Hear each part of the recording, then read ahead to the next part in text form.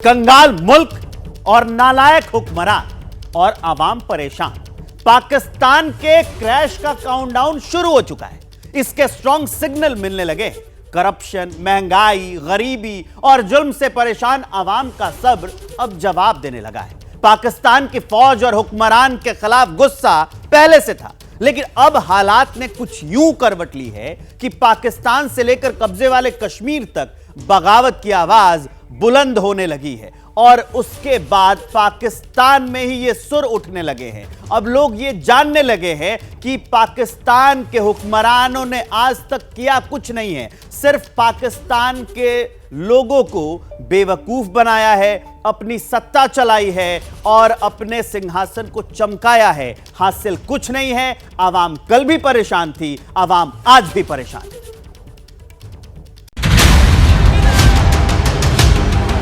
फांसी दे दे आवाम को, रिक्शे वालों को तो फांसी दे दे। बच्चों के है ना मुंह से निवाला छीन लिया।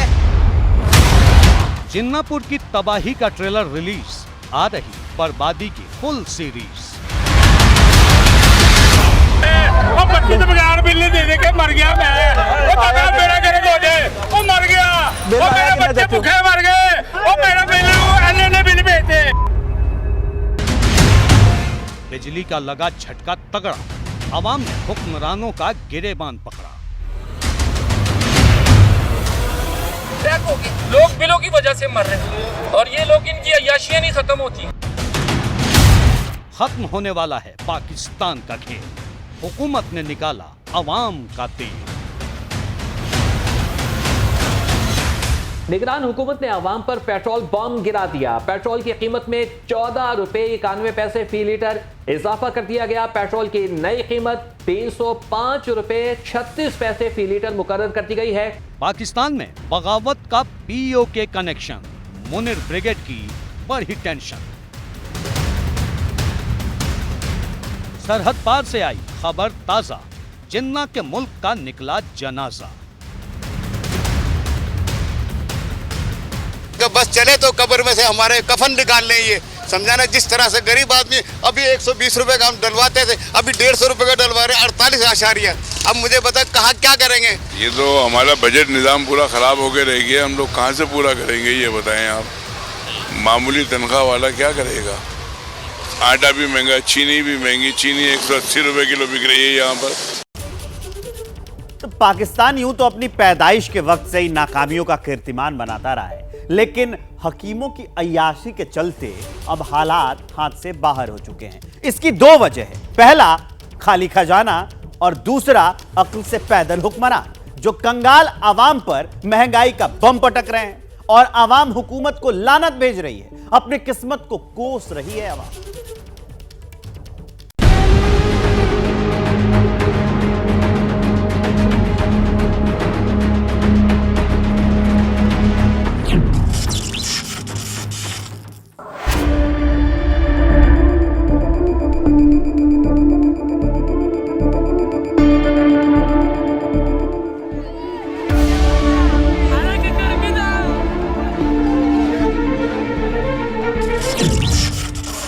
मर गया मैं। वो दादा मेरा घर धो दे, वो मर गया।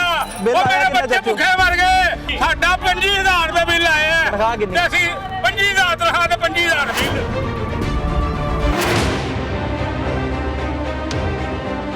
वक्त और तख्त के तेवरों पर पलते जिन्ना के मुल्क में जिंदगी दर्द का दूसरा नाम है।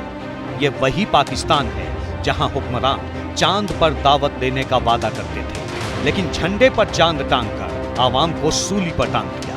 और अब जुल्म, कंगाली और महंगाई के तौर पर किस्तों में मौत बांट रहे हैं। तो बहुत पीछे चले गए हैं, बल्कि खाना जंगी शुरू हो गई है। ये जो बिजली के बिल आए हैं, लोगों ने एक दूसरे को मारना, कत्ल करना शुरू कर दिया है। बल्कि इवन डैट जो मुल्क में खाना जंगी होती है ना, नफरत का आगाज़ हो चुका है। बल्कि अब क्या होगा जो आने वाला नज़र आ रहा है वक्त, ये लोग एक दूसरे को मारेंगे, बिलों की गुंजाइश नहीं है। जिन्ना ने इसी पाकिस्तान के लिए बंटवारे का नश्तर चलाया, बेगुनाहों का खून बहाया। हिंदुस्तान से फरेब की बुनियाद पर बने पाकिस्तान के लिए दगाबाजी ईमान बन गया। इस्लामाबाद वाले ताजदार हों या रावलपिंडी वाले जनरल, मुल्क को नोचते रहे, आवाम को लूटते खसोटते रहे। नतीजा ये कि आवाम जिंदगी के लिए जरूरी हर चीज के लिए तरस रही है। जितनी सैलरी है उससे ज्यादा बिजली का बिल भर रही है। यूनिट पे एक मीटर पे 338 यूनिट चले हुए 82,000 का बिल भेजा है, 70,000 पे उन्होंने टैक्स भेजा हुआ है बिल पे, और आज ही बिल मिला है हमें। 4 तारीख की आखिरी डेट है, तो गरीब बंदा कहाँ से जमा कराएगा सर? किराएदार आप बताएं, किराएदार बंदे हैं हम सर। हमारे सिर्फ 2 पंखे, एक फ्रिज है और एक मोटर चलती है बस। 80,000 रुपया 82,000 पे सर, 2 पक्के, एक मोटर। हाँ जी, बस और एक फ्रिज। एसी कुछ भी नहीं है। हालात पर रोना, आंसू बहाना, गिड़गिड़ाना, हुक्मरानों पर लानत भेजना और भूख से लड़ते लड़ते फना हो जाना। बॉर्डर पार वाला नाकाम मुल्क इसी को मुस्तकबिल मान चुका है, क्योंकि बिजली का महंगाई वाला झटका जानलेवा हो चुका है। ये हमारा मुल्क है, खुदा की कसम मैंने बिलों पे मरते हुए लोगों को देखा है। ये टैग हुआ या चौकीदार था, 11,000 घर का बिल आया, 20,000 रुपए तो उसकी तनख्वाह थी, 10,000 उसके घर का किराया था। मिल के गया, सुबह टैग हो गया। सुबह टैग हो, रात मुझसे मिलकर गया है और सुबह पता लगा कि टैग हो गया। टैग हो गया, सिर्फ परेशान था, बिल आया हुआ गया। किराए का पाकिस्तान की तिजोरी खाली है, आवाम का पेट खाली है। महंगाई ने फाका कशी के लिए तो पहले ही मजबूर कर दिया था, अब खुदकुशी के रास्ते पर धकेल रही है। लेकिन इस कंगाली में भी मक्कारी ने हुक्मरानों का पीछा नहीं छोड़ा। गद्दी बची रहे इसीलिए आर्मी और जुडिशरी के लिए बिजली फ्री कर दी, और कठपुतली वजीर आजम ने बेशर्म दलीलों से सवालों को ही कटघरे में खड़ा कर दिया। मुझे यहाँ कोई कह दे कि जी तमाम जजेस के यूनिट्स मुफ्त हैं, मैं मान लूँ। मुझे कोई कहे कि तमाम जर्नलों के यूनिट्स मुफ्त हैं, मैं मान लूँ। मुझे कोई कहे कि तमाम वापडा के मुलाजमीन के यूनिट्स मुफ्त हैं, मैं मान लूँ। या we have to officially inquire कि जो फैक्चुअल पोजीशन है वो क्या है, वो मिक्स है। हाकिम ने गलती भले न मानी, लेकिन आवाम के दिल में धधकते लावे का अंदाजा उससे भी है। लिहाजा फरमान जारी किया, बिजली की बचत के लिए हर मुमकिन तरीका आजमाने की बात कही। लेकिन जो कहा उसे कर दिखाने की नीयत होती तो बिजली का झटका देकर पेट्रोल के दाम में आग नहीं लगाते। 31 अगस्त को ऐलान किया और 1 सितंबर से 1 लीटर पेट्रोल की कीमत 14 रुपए 91 पैसे बढ़ा दी। नया रेट लागू हुआ तो 1 लीटर पेट्रोल 305 रुपए 26 पैसे में बिकने लगा। डीजल के दाम में 18 रुपए 44 पैसे का इजाफा कर दिया। 1 लीटर डीजल अब 311 रुपए 88 पैसे में बिक रहा है। महंगाई का पंच खाकर आवाम बत्तीसी सहला रही है, पाकिस्तान में अपनी पैदाइश को कोस रही है और मुल्क के हाकिमों के नाम पर लानत वाला पैगाम भेज रही है। लीडर में से भी कम हमें मिल रहा है, सभी सबके पिस गए, गरीब आदमी पिस गया है। अब इतना पेट्रोल कौन बर्दाश्त कर सकते हैं? अब ये है कि मोटरसाइकिल हमें घर खड़े करने पड़ेंगे। पेट्रोलियम मसनूआत की कीमतों में इजाफा कर दिया है। पेट्रोल की भी ट्रिपल सेंचुरी मुकम्मल हो चुकी है, जबकि फी लीटर कीमत 305 रुपए 36 पैसे की बुलंद तरीन सतह पर पहुंच गया है। हाई स्पीड डीजल 18 रुपए 44 पैसे बढ़कर 311 रुपए 84 पैसे फी लीटर हो चुका है। रात को 100 सुबह उठो 14 रुपए 15 रुपए महंगा, तो ये गरीब आदमी किधर जाए? खुदकुशी कर ले। आवाम के लिए कोई रिलीफ नहीं है। ये अभी बिजली के लिए लोग एहतजाज करें कि पेट्रोल के लिए करें। सर पेट्रोल ख़त्म हुआ है, पेट्रोल इतना महंगा है कि सर हम लोग का गुजारा नहीं हो रहा है। अभी भी कहाँ से पैदल चल रहे हैं, हमारे पास इतना पैसे नहीं था कि इसमें पेट्रोल भरे। बस चले तो कब्र में से हमारे कफन निकाल लें। ये समझाना, जिस तरह से गरीब आदमी अभी 120 रुपए का हम डलवाते थे, अभी 150 रुपए का डलवा रहे। पाकिस्तान की हुकूमत ने आवाम को पेट्रोल वाला शौक 1 महीने में तीसरी बार दिया है। 1 अगस्त को पेट्रोल के दाम 19 रुपए 95 पैसे और डीजल के दाम में 19 रुपए 19 पैसे का इजाफा किया गया। उसके बाद 16 अगस्त को पेट्रोल के दाम में 17 रुपए 50 पैसे और डीजल के दाम में 20 रुपए की बढ़ोतरी की गई थी। हुकूमत की बेशर्मी देखिए, बिजली और पेट्रोल की महंगाई पर शोर थमा भी नहीं था कि गैस की महंगाई वाला हंटर चला दिया। मकसद आवाम का खून चूस कर आका मुनीर को खुश रखना और गद्दी बचाए रखना।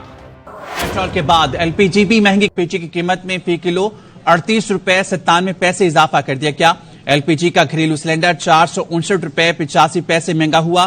घरेलू सिलेंडर की नई कीमत 2,833 रुपए 49 पैसे मुकर्रर कर दी गई। अगस्त के लिए सिलेंडर की कीमत 2,373 रुपए 64 पैसे थी। बात यही नहीं थमी, पाकिस्तान की हुकूमत ने मान लिया कि मुल्क की माली हालत खराब है, लेकिन रियायत देने से इनकार कर आवाम के जख्मों पर नमक छिड़क दिया। लोग अब सरकार को खुलेआम ललकार लगा रहे हैं। सर कट लेंगे इन्हों बम मार देन, खुदा दी कसम बम मार के उड़ा देन। इन्होंने जी इंडिया ने जंग लड़नी है ना, वो अपनी बम दे नाल लड़ लेन। पाकिस्तान में बने इस मारकाट वाले हालात की वजह है कर्जखोरी की लत। स्टेट बैंक ऑफ पाकिस्तान के आंकड़ों के मुताबिक जून 2023 तक पाकिस्तान 190 अरब डॉलर का कर्ज डकार चुका था। मार्च 2023 तक पाकिस्तान पर सिर्फ IMF का ही 7.4 अरब डॉलर का कर्जा था। चीन, सऊदी अरब और मलेशिया से भी पाकिस्तान ने मोटा कर्ज लिया है। दरअसल इसके पीछे है कर्जखोरी की लत। दहशतगर्दों को पालने और हथियार जुटाने की जिद में पाकिस्तान डॉलर लुटाता गया, कर्ज मांगता रहा और लुटाता रहा। इससे जो रकम बची वो वहां के लीडरों ने लूट ली और बाकी ब्लैक मार्केट में पहुंच चुका है। ओपन मार्केट में रेट एकदम से ऊपर चला गया और गैप बहुत बढ़ गया है। देखें इंटरबैंक में जो है वो 305 रुपये का डॉलर है और ओपन मार्केट में जो है वो 325 रुपये का हो गया है। हालांकि ये गैप 1.25% होना चाहिए, जो 4 रुपये से ज़्यादा नहीं होना चाहिए। और आप देखें कि 25 रुपये तक तकरीबन 20 रुपये पहुँच गया है। तो इसको देखने की ज़रूरत है, अदरवाइज प्रॉब्लम ये होगी। अंजाम ये है कि जिन्ना के प्यारे वतन की गर्दन पर नीलामी की तलवार लटक रही है। आवाम भूखों मर रही है, वो भी इस डर के साथ कि आने वाला कल और भी भयानक होगा। तो ये लोग मेंटली तैयार हैं इस चीज़ के लिए कि मजीद आगे महंगाई होने जा रही है, क्योंकि ये जो केयर टेकर गवर्नमेंट है ये तो समझे कि मेहमान है। ठीक है, इन्होंने जाते भी यही कहना है कि जी हम तो मेहमान के तौर पे आए थे, हमने बड़ी कोशिश की है, लिहाजा जो नई गवर्नमेंट है वो देखेगी क्या मामला चले। पाकिस्तान में गवर्नमेंट इलेक्ट नहीं सेलेक्ट होती है। इस कायदे की पाबंदी ऐसी है कि पाकिस्तान में कोई भी प्रधानमंत्री अपना टर्म पूरा नहीं कर सका। इसलिए मुल्क की होती मौत की जिम्मेदारी लेने को भी कोई तैयार नहीं है। यही बात अब अवाम के दिल में बगावत के शोले भड़का रही है। लावा है ना लावा, ये एक दिन बाहर आएगा, इनकलाब आएगा। कौन सच्चा है, कौन झूठा है, कौन बनाने वाला, ये सब भाग जाएंगे। पाकिस्तान की यह हालत एक दिन में नहीं हुई है। इसके पीछे नाकामियों का बरसों पुराना सिलसिला रहा है। हुक्मरान आज भी वही रवायत निभा रहे हैं, मुल्क को भी उसी रास्ते पर हाँक रहे हैं। जानते हैं कि पाकिस्तान की बर्बादी की जड़ में क्या है। हिंदुस्तान से अदावत, जिसके चक्कर में वो हथियार जुटाता है, दौलत लुटाता है। अपनी पूरी ताकत उसने दहशतगर्दों को पालने पोसने में लगा दी। अगर इतना ही ध्यान वो तरक्की पर देता तो शायद आज उसका हाल ये न होता। माली हालत तंग, रोटी के लिए जंग। मैं रोटी पे तरस रहा हूँ। 35 साल मैंने मुल्क को खिदमत की है, ड्रा बेचता रहा हूँ, पैसे बेचता रहा हूँ और आज ही मैं भूखा मर रहा हूँ। आप 25 करोड़ की आबादी हो, आप दुनिया में लोगों की आबादी देखो, 1-1 करोड़ की आबादी वाले लोग इतने कामयाब हैं कि वो इतना उनका पर कैपिटा है कि आप देख के रहने परेशान हो जाएंगे। आप देखेंगे पर कैपिटा का $30,000। जिनको हम नहीं कहना चाहते वही चला रहे हैं सिस्टम को और फिर वही बढ़ा रहे हैं। ये सब कुछ, ये सारे मामला पे उन्हीं का हाथ है। वो जो निगरान वज़ीर आज़म साहब हैं उनको कुछ नजर नहीं आ रहा। पाकिस्तान में वैसे भी कानून खत्म हो गया, जंगल का कानून चल रहा है, लेकिन हम बेईमान ही ज्यादा हैं। हमारे हुक्मरान हमसे ज्यादा बेईमान है। अवाम भी है लेकिन हमारे हुक्मरान जो है ना वो हमसे ज्यादा खा रहे हैं। 76 साल पुरानी दास्तान, ऐसा है बंटवारे की पैदाइश पाकिस्तान, जिसकी रगों में नफरत, दिल में गफलत और दिमाग में दहशतगर्दी दौड़ लगाती है। जहां अवाम आटे के लिए और लीडर कर्ज के लिए भागे जाते हैं, वो पाकिस्तान नाकामी की रोज नई मंजिलें तय कर रहा है। के जा चुकी हैं और ऐसी जमहूरियत जिसमें मैं भूखा मर रहा हूँ, ऐसी जमहूरियत जिसमें मैं भूखा मर रहा हूँ और वो माशाल्लाह जिसमें मैं ऊपर आ रहा हूँ, तो मुझे इस ऐसी जमहूरियत से क्या लेना देना। पाकिस्तान के मामले में जमहूरियत की बात करनी ही बेमानी है। असल में बर्बादी की वजह पाकिस्तान की वो सियासत है जिसने सेना में सहारा ढूंढा और सेना उसे कठपुतली की तरह नचाती रही। 32 साल तक मुल्क को बूटों से कुचलती रही, तख्ता पलट से देश का भविष्य तय करती रही। इसी बीच 60 के दशक में रूस और अमेरिका के कोल्ड वॉर ने पाकिस्तान की मौज करा दी। रूस के विरोध के नाम पर जिन्ना का मुल्क अमेरिका से खैरात बटोरता रहा और सेना पर लुटाता रहा। इस बीच भुट्टो पाकिस्तान के विदेश मंत्री बने, जिनके उकसावे पर अयूब खान ने 1965 में भारत पर हमला कर दिया। इस जंग में हुई करारी हार ने पाकिस्तान की बेपटरी इकोनॉमी को और चौपट कर दिया, लेकिन पाकिस्तान ने सेना का बजट 2 गुना कर दिया। 1964-65 में पाकिस्तान का रक्षा बजट 1.26 अरब पाकिस्तानी रुपए था, जो 1965-66 में बढ़कर 2.85 अरब पाकिस्तानी रुपए तक जा पहुंचा।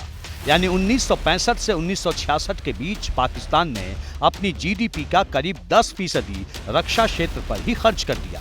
ये सब उसने फॉरवर्ड प्लानिंग के नाम पर किया, लेकिन 1971 की जंग वो फिर हार गया।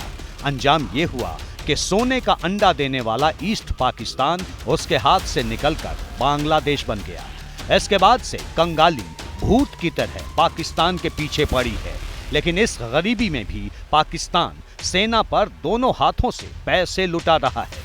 2021-22 में पाकिस्तान का रक्षा बजट 1370 अरब पाकिस्तानी रुपए था। 2022-23 में ये 1523 अरब पाकिस्तानी रुपए हो गया और 2023-24 में इसे बढ़ाकर 1804 अरब रुपए कर दिया गया। इतनी मोटी रकम पाकिस्तान आर्मी अफसरों के ऐशो आराम पर, हथियार खरीदने पर और आतंकवादियों को पालने पोसने पर खर्च करता है, भले ही आवाम भूख के हाथों लाचार होकर भिखारी बन जाए। जो मुल्क वजूद में आने के बाद से आतंक की खेती करता रहा हो, उस पाकिस्तान का ये हाल तो होना ही था। लेकिन तय जानिए कि बर्बादी की कब्र सामने देखने के बाद भी जिन्ना लैंड के हुक्मरानों की अक्ल ठिकाने नहीं है।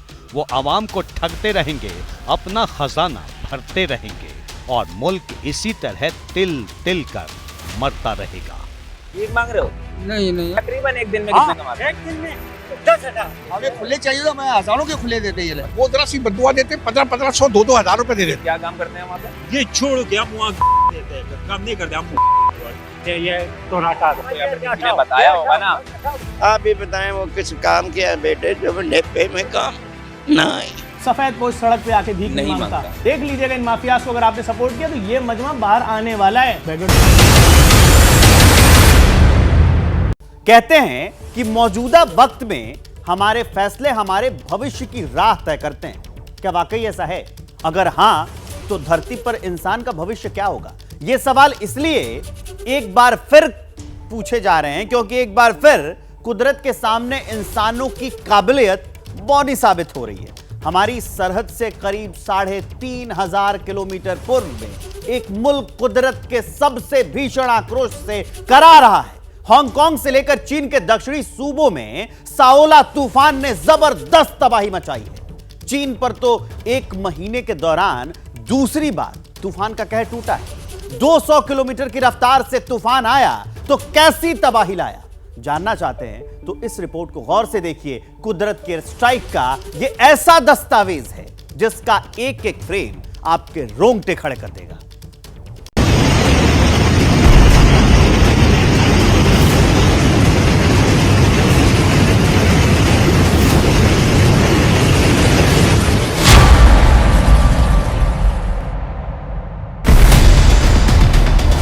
कुदरत का प्रचंड प्रहार, हांगकांग में हाहाकार।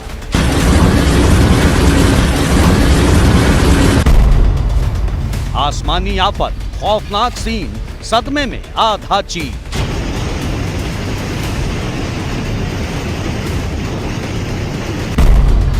सैलाबी अगस्त के बाद तूफानी सितंबर का भयंकर डर। छतें उड़ गई, पेड़ उखड़ गए, आशियाने उजड़ गए और तो और इंसान तक उड़ गए।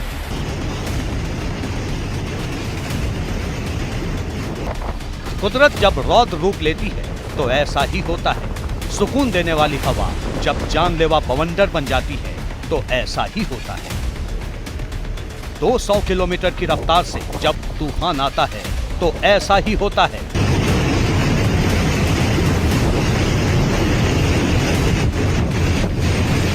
हमारी सरहद से करीब 3,500 किलोमीटर के फासले पर ऐसा ही हो रहा है।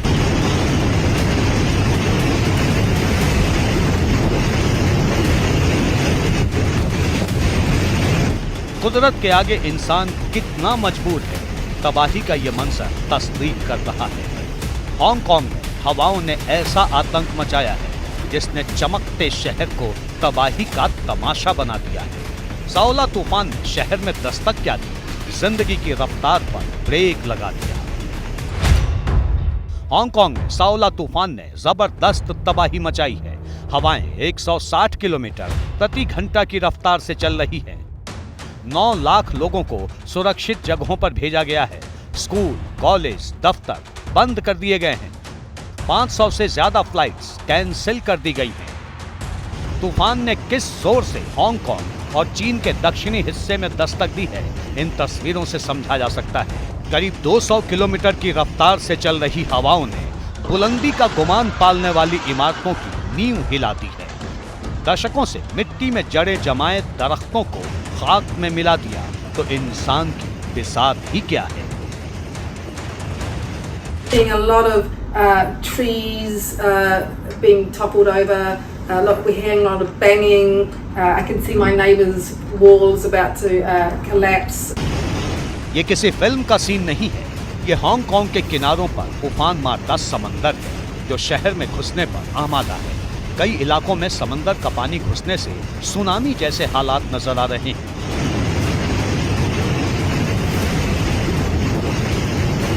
समंदर सिर्फ पानी ही नहीं बल्कि इंसानों का फेंका कचरा भी वापस लौटा रहा है।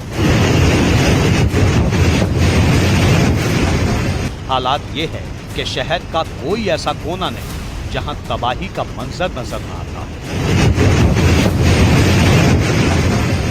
हांगकांग 3 तरफ से समंदर से घिरा है और तीनों कोनों पर कई फीट ऊंची लहरें उठ रही हैं, जिनके जोर ने बड़ी बड़ी नावों को चकनाचूर कर दिया है। हांगकांग के चारों तरफ करीब 60 द्वीप हैं और सभी द्वीपों का संपर्क शहर से पूरी तरह कट चुका है। हांगकांग में तूफान साओला के कहर का अंदाजा इस तस्वीर से लगा सकते हैं। तूफान के जोर के आगे भारी भरकम पेड़ की जड़ों ने भी जवाब दे दिया। शहर के करीब हर गली और हर सड़क पर ऐसे मंजर आम हो चुके हैं। हर जगह पेड़ उखड़े पड़े हैं, जिनकी चपेट में आने से 2 लोगों की मौत हो चुकी है और कई लोग जख्मी हैं। बताया गया है कि साओला तूफान अभी और उग्र हो सकता है, लिहाजा लोगों को घरों में ही रहने की हिदायत दी गई है। बात इतनी सी ही नहीं, हांगकांग में तबाही मचाने के बाद तूफान ने चीन के दक्षिणी इलाकों का रुख कर लिया है।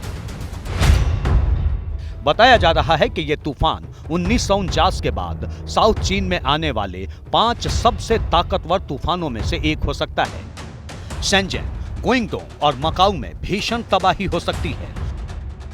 हांगकांग के अलावा चीन के दक्षिणी इलाकों में बर्बादी का मंजर है। तूफान के साथ आए बादल आफत की ऐसी बूंदें बरसा रहे हैं जिससे चीन के कई शहर तालाब जैसे दिखने लगे हैं। 1 महीने के अंदर चीन में दूसरी बार तूफान ने दस्तक दी है। अगस्त के महीने में डोक्सरी तूफान ने चीन के कई शहरों में तबाही मचाई थी। अब सवाल ये है कि चीन और उसके आसपास के इलाकों में आखिर क्यों इतने तूफान आते हैं। गर्मियों के दौरान चीन के कई इलाकों में भारी बारिश और बाढ़ आम बात है, लेकिन पिछले कुछ सालों से हांगकांग और चीन में बाढ़ और तूफान विकराल रूप लेने लगे हैं। 2 साल पहले यानी 2021 में तो चीन में बाढ़ ने 1000 साल का रिकॉर्ड तोड़ दिया था। जानकार कहते हैं कि इसके पीछे कुदरत से चीनियों की छेड़खानी वाली कारस्तानी ही है। चीन में बाढ़ और तूफान के कैलकुलेशन को ऐसे समझिए। बीजिंग की सरकार के मुताबिक चीन में 98,000 से ज्यादा बांध हैं। दुनिया में इतने बांध किसी भी देश में नहीं है। इनमें से एक बांध तो इतना बड़ा है जो टूटा तो आधे चीन को बहा ले जाएगा। चीन के इस बांध का नाम 3 गोर्जेस डैम है।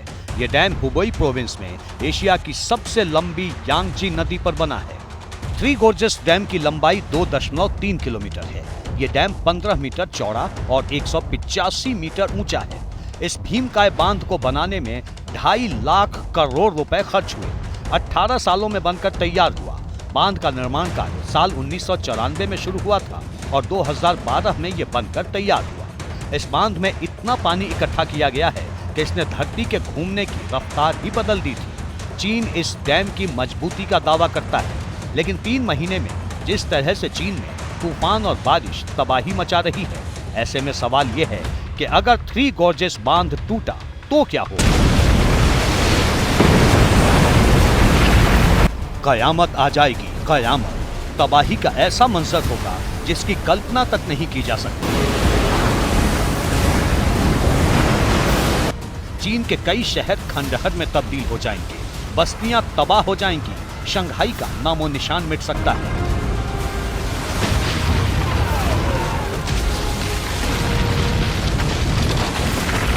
हर तरफ बर्बादी की ऐसी दास्तान होगी जिसे नस्ल भूल नहीं पाएंगे। इसकी वजह भी है।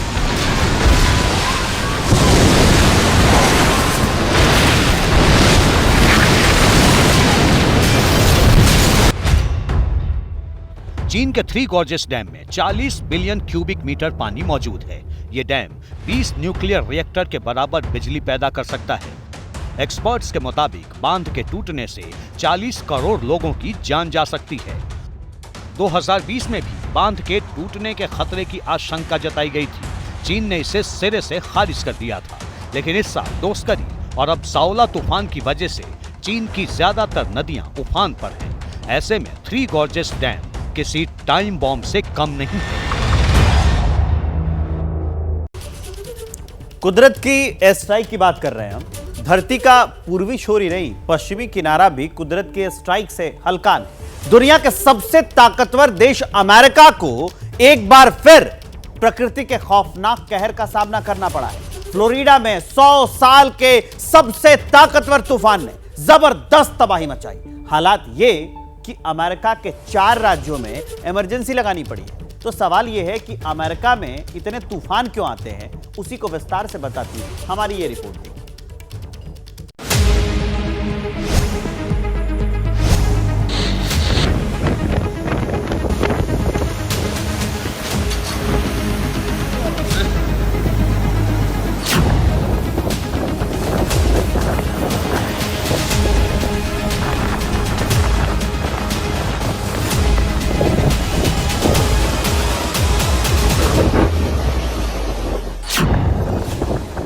घरों की छतें उड़ गईं।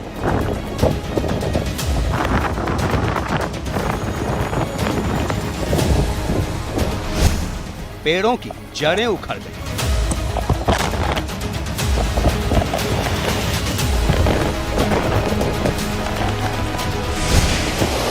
खेत, खलिहान, घर, मकान, दुकान, सामान सब तबाह हो गया।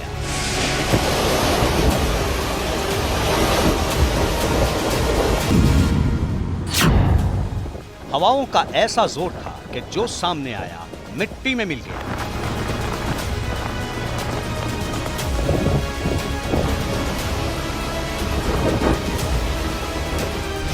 तबाही, तबाही, तबाही। जहां तक नजर जाती है सिर्फ तबाही नजर आती है।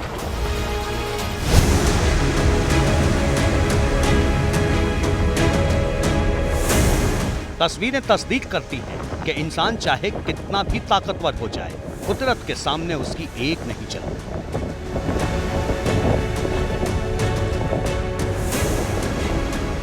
दुनिया का सबसे ताकतवर देश अमेरिका भी प्रकृति के प्रहार के आगे सरेंडर कर चुका है।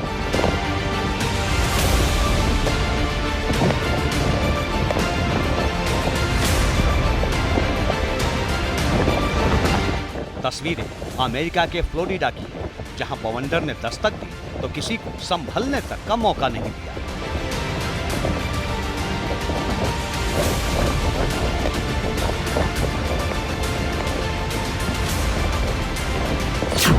Seven-ish, I packed a canoe and took the dog and cat with whatever clothes I could save, and that was that. Everything else was total loss. Thoroughly worse than I expected. ये उजड़े आशियाने, पानी में समाई बस्ती, एक छोर से दूसरे कोने तक तबाही के निशान। इन्हें सिर्फ तस्वीर कहना मुनासिब नहीं होगा। असल में ये कुदरत के आगे दुनिया के सबसे ताकतवर मुल्क की हैसियत है। अमेरिका के 4 राज्यों में इडालिया चक्रवात ने कहर बरपाया है। तूफान की वजह से अब तक 2 लोगों की मौत हो गई है। इडालिया तूफान की वजह से करीब 900 फ्लाइट्स कैंसिल हो चुकी है। जॉर्जिया और फ्लोरिडा में करीब 4.5 लाख लोगों के घरों में बिजली नहीं है। तूफान को देखते हुए चारों राज्यों में इमरजेंसी लगा दी गई है।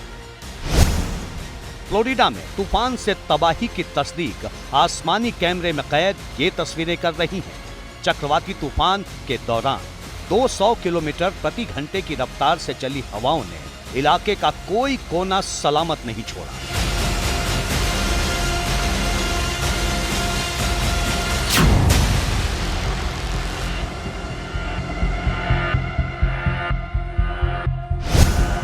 तूफान इतना जोरदार था कि भारी भरकम कारें तक खिलौनों की तरह उलट पलट गई। गनीमत रही कि इस कार में सवार महिला को सिर्फ मामूली चोटें आई।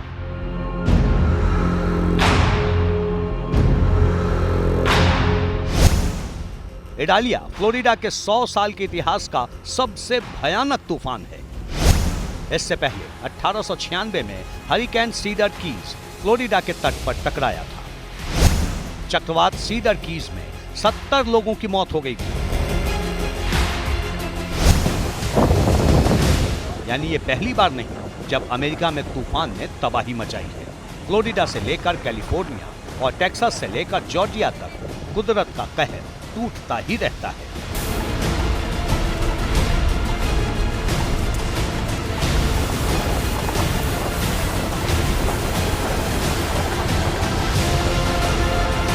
अमेरिका में हर साल 1000 टॉर्नेडो की चेतावनी दी जाती है। हर साल औसतन 100 लोग तूफान की वजह से जान गंवाते हैं। Bureau report, ABP news.